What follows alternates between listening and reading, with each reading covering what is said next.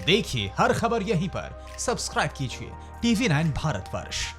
अब जो खबर आप देखने वाले हैं ये बहुत ही डराने वाली है। डरावनी इसलिए है क्योंकि रोहिंग्या के सबसे बड़े कैंप में अब कोरोना की एंट्री हो चुकी है।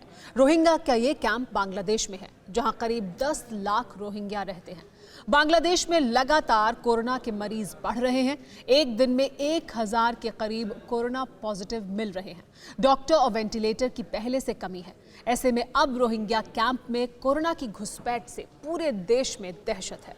ये वो शरणार्थी शिविर है जो बिखरी हुई व्यवस्था के मलबे पर खड़ा है, जहां गरीबी, बेबसी, लाचारी और मजबूरी की रस्सी पर टंगे तंबू में जिंदगी नई सुबह और शाम के लिए मशक्कत करती है।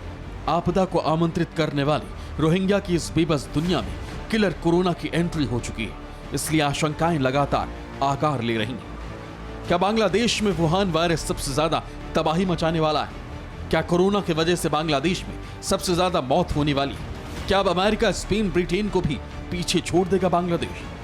वायरस के विश्वव्यापी विध्वंस के बीच अचानक यूं ही ये सवाल नहीं डरा रहे। इसके पीछे तर्कों का वो पुलिंदा जो रोहिंग्या के जरिए बांग्लादेश को कपा रहा है, जो कोरोना के कहर से करा रहे पड़ोसी मुल्क में दहशत मीटर को ऊपर उठा रहा है। करीब 16 करोड़ की आबादी वाले देश बांग्लादेश में कोरोना तेजी से पैर पसारता जा रहा है और वहां कोरोना के मरीजों में तेजी से इजाफा हो रहा है। यूं तो बांग्लादेश में कोरोना के मरीज 21,000 से थोड़े ज्यादा हैं, लेकिन डराने वाली बात यह है कि वहां अब हर रोज 1-1 कोरोना के मरीज सामने आ रहे हैं। इस रोहिंग्या कैंप में भी तबाही का ये वुहान वायरस घुसपैठ कर चुका है। गरीबी की भट्टी में किसी तरह सांसों को महफूज रखने वाले इन शरणार्थियों पर संक्रमण ने आक्रमण कर दिया है। इस कैंप में एक साथ 2 कोरोना पॉजिटिव मिलने से भूचाल आया हुआ है, और ऐसा इसलिए क्योंकि एक रिपोर्ट के मुताबिक इस कैंप में करीब 10 लाख रोहिंग्या शरणार्थी रहते हैं। रिपोर्ट बताती है कि इस कैंप में प्रति वर्ग किलोमीटर 40,000 से 70,000 लोग रहते हैं, यानी 1 मीटर लंबी और 1 मीटर चौड़ी जगह में 40 से 70,000 लोग रहते हैं। बांग्लादेश के इस रोहिंग्या कैंप में जनसंख्या का जो घनत्व है वो डायमंड प्रिंसेस क्रूज शिप से 1.6 गुना ज्यादा है। हम उस डायमंड प्रिंसेस क्रूज शिप की बात कर रहे हैं जहां वुहान के ठीक बाद वुहान से भी 4 गुना ज्यादा कोरोना पसरा था। ऐसे में इस रोहिंग्या कैंप में अगर वायरस विस्फोट हुआ तो तबाही किस हद तक मचेगी, इसका अंदाजा लगाना ज्यादा मुश्किल नहीं। पूरा शिविर तबाह हो जाएगा। बर्बादी का डर इसलिए भी ज्यादा है क्योंकि 16 करोड़ की आबादी वाले बांग्लादेश में सिर्फ 2000 वेंटिलेटर है, और खौफनाक बात यह है कि इस रोहिंग्या कैंप में तो एक भी आईसीयू सेंटर तक नहीं है। इस रोहिंग्या कैंप में जरूरत के हिसाब से पीने के लिए साफ पानी तक नहीं है। इस रिफ्यूजी कैंप में हाथ धोने के लिए पर्याप्त साबुन नहीं।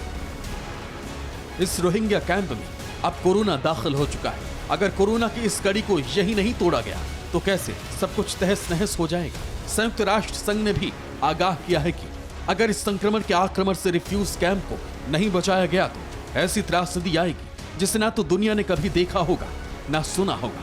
हालांकि कैंप में मिले दोनों कोरोना पॉजिटिव मरीजों को क्वारंटीन कर दिया गया। जानकार मानते हैं कि कोरोना की इस त्रासदी से रोहिंग्या कैंप को तभी बचाया जा सकता है जब बड़े पैमाने पर पूरे शिविर में सैनिटाइजेशन हो, देह से दूरी के नियम को सख्ती से लागू किया जाए और लोगों को इस बीमारी से आगाह करके सुरक्षित स्थान पर भेजा जाए।